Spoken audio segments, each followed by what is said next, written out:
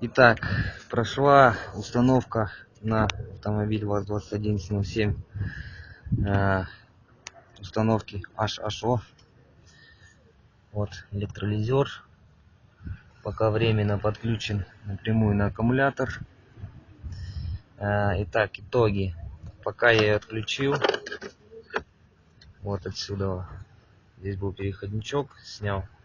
Дело в том, что порвало расширительный бачок. Напрочь, просто напрочь. Вот крышка. Хлопнуло хорошо. Хотя стоит защита, опять же, огнезатвор, водяной затвор. Но почему-то что-то как-то пошло не так. В принципе, машина работает. Подключал на водороде.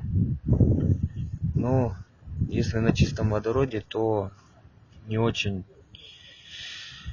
мало подает он водорода, и машина глохнет.